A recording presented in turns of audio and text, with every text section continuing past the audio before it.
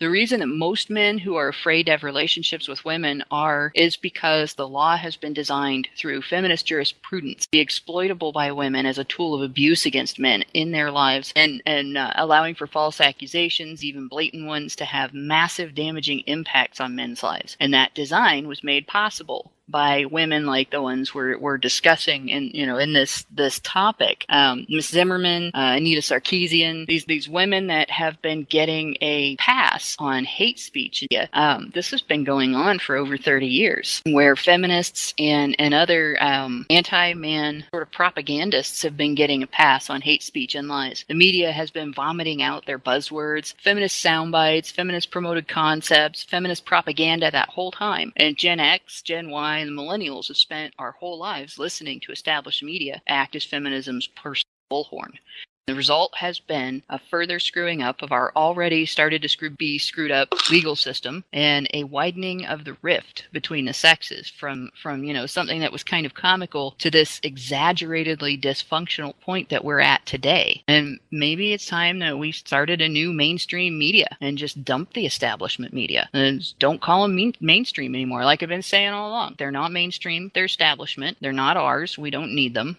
Start reporting yourself. Yeah. Did you break up with Rupert Murdoch? Yeah. Okay, I have my name, and I'm going to defend my piece of meat now. I wanted to say something in terms of what men and women are respectively allowed to express about each other in the context of my own writing and explorations of gender as a dynamic. When in my science fiction story, I created an alien race. I didn't make them an exact gender flip because people usually do that and they just flip it back in their mind, and then they just completely ignore what you're saying because they're just like, oh, well, the men are women and the women are men. So it's not a complete. And one of the reasons why I couldn't do a complete gender flip is because if I had made the male aliens, gave them the kind of latitude that women in our society have to speak about men and to behave towards men, if I gave them that kind of latitude to speak about women and behave towards women, I couldn't make them sympathetic. There's no way that right now I could write them in a sympathetic light. And I actually tried, before I did this particular story, I tried another science fiction where I did do more of a gender flip. And the men that resulted were so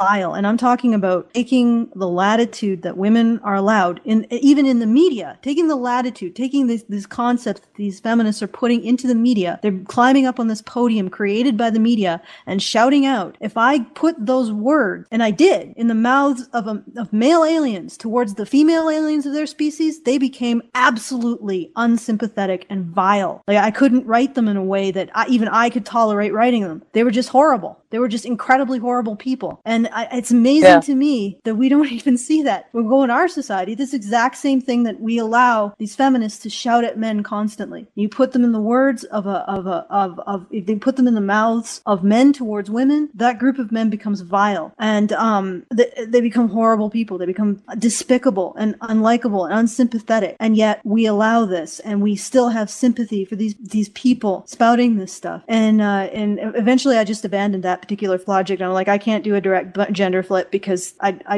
can't write about these men. I can't make them sympathetic.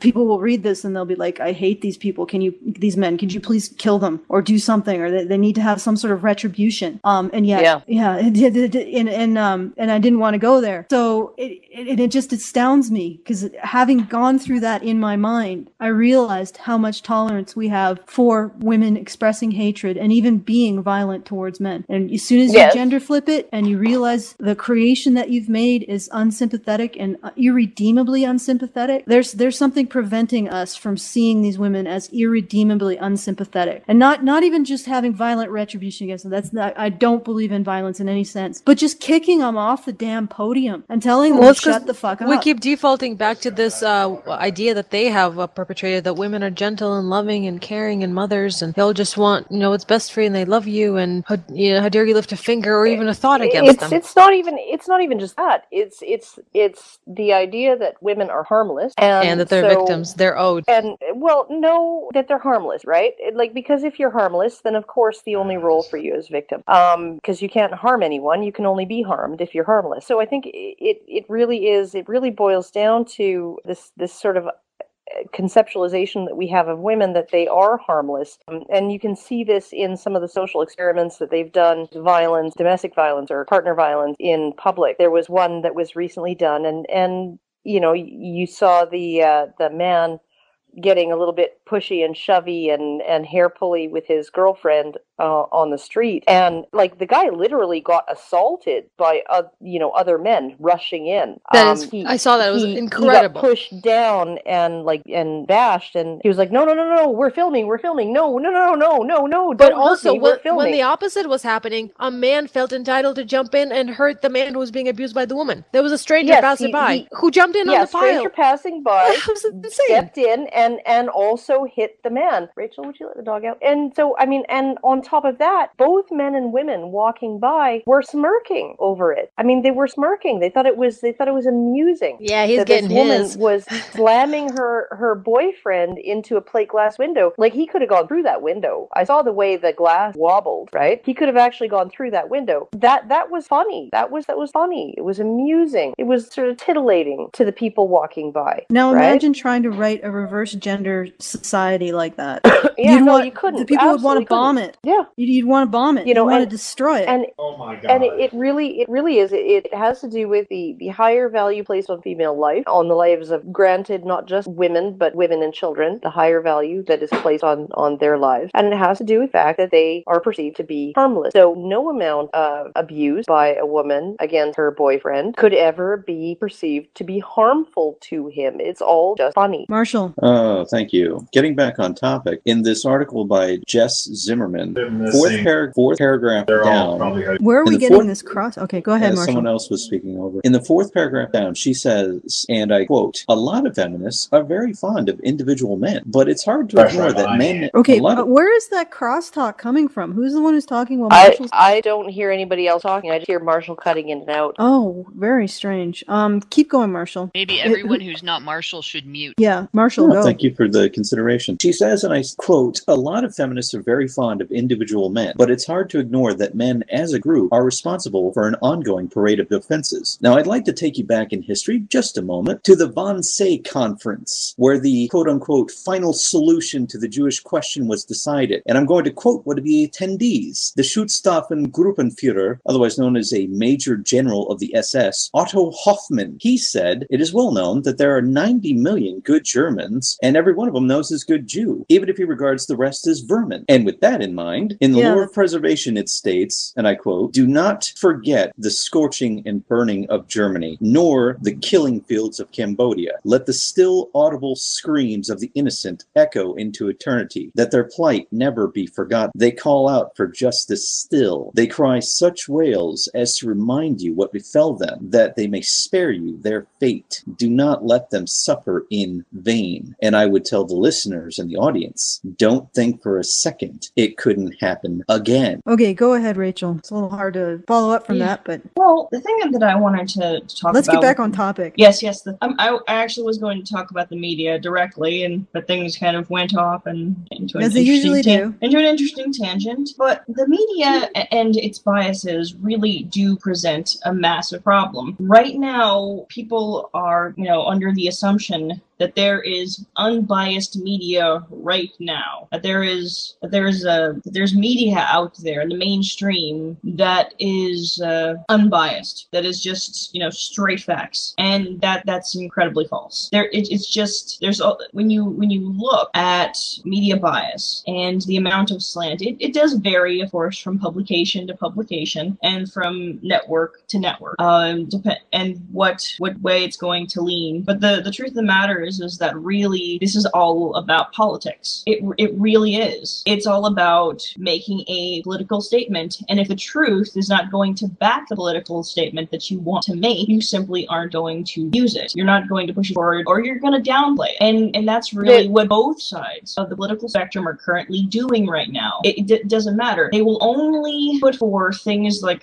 men's rights or Gamergate whenever it is useful to them, whenever they feel feel that they can use that to poke fun at liberals or to poke fun at feminists and take them down a couple notches. We are only useful to them when we can be used as a political pawn in the media. That's really what it comes down to. That's why you only have a few conservative publications even touching Gamergate and giving it a positive light. The rest of the things that are positive are independent sources. Like you've got the Ralph Report and you've got a couple of other tech websites that have no issues doing this because they aren't connected to, I think it was the seven corporations that are responsible for most of the media. And one of the interesting things that I heard just recently is that now you can pay there's a new practice of paying the media and not report on something. Oh geez. And there's also native advertising where a company will post an ad where it's meant to speak favorably about something in particular that will further their own ends. And they may or may not make it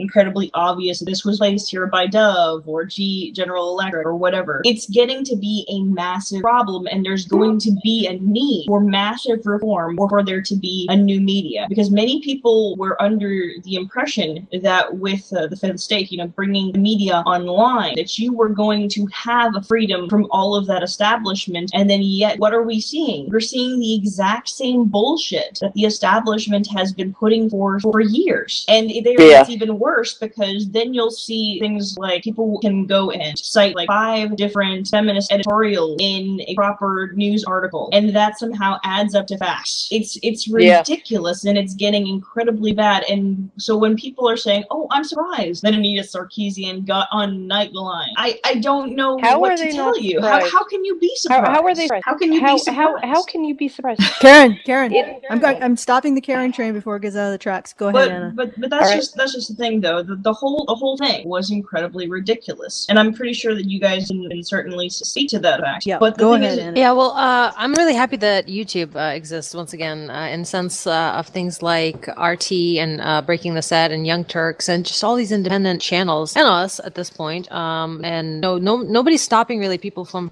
having their own little studio and having news out there, because really television and all that is kind of a dying out thing that our grandparents watch. And I would predict that YouTube and things like Netflix will replace channels in the near future if we hurry it along, and I think we should, so that we can get that new media. Yeah, well, what I would agree with both Hannah and Rachel, that we need to stop investing this media with authority, because they have a particular narrative. They're not going to stray from it. They will consistently go back to it, and that narrative is so powerfully steeped in the idea that women are victims and men are perpetrators that you cannot criticize women. And really, Gamergate is criticizing certain women about their behavior, and they cannot, the mainstream media or the establishment media cannot extricate woman, cannot actually separate woman from their actions that they take as a person. So if you attack them for their actions, you must be attacking them as a woman. Because I don't even think they perceive that women may take actions. Like the media, a decade of Lifetime movies will give you a certain at this point, because there's obvious corruption taking place here. When you had the Brianna Wu interviews, she was friends with people from Recode, and now you're finding that there are some connections to the decision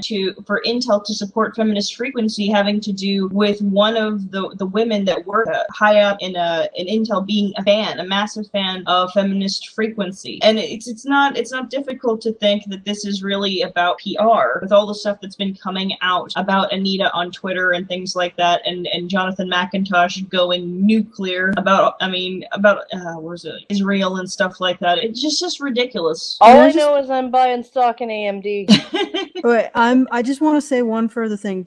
I noticed that during the radio show, we do a lot of sort of reducing men down to victims and women down to powerful agents. And I just want to point out that I think that there's a reason why women who have a more of approach to seeing themselves as agents tend to have more of a sensitivity to male vulnerability. And so I would say that is more of a function of how we define ourselves as the women on this show, and perhaps also women who game or women who have other identities related to gaming define themselves. Yeah, well, I mean, look at it this way. Look at it this way. I did a 45-minute interview with what was her name, Marchand from the New Republic, right? I did a 45-minute interview with her, 40 minutes of which was spent talking largely about the statistics and what they indicate about female perpetration of sexual assault. It was an interview about the national conversation on rape. So it was dissecting the statistics on female victimization. It was basically letting her know that females are often perpetrators and men are just as likely to be victims of sexual assault. So 40 minutes of that, okay? And then about 5 minutes near the end, she brought up the subject of false rape accusation, right? And I talked to her about that. And that entire 45-minute interview was condensed in her article to a sentence fragment about false rape accusations, as if this is my only concern, right? This is my only concern is men who get falsely accused of rape, not the men who get raped, not the men who have who have the same negative sequelae that women do when they experience rape, even by a woman, right? Even if they don't necessarily attach those negative sequelae to the actual event, they aren't saying, oh, I was raped and that's why I'm an alcoholic and depressed, right? They don't tend to say that. They don't tend to attach to it, but they tend to suffer the same outcomes, right? All of those things that we discussed, right, about men actually being victims of a trauma, what she would consider a trauma, right? And I don't think that any feminist actually has any perspective on the amount of trauma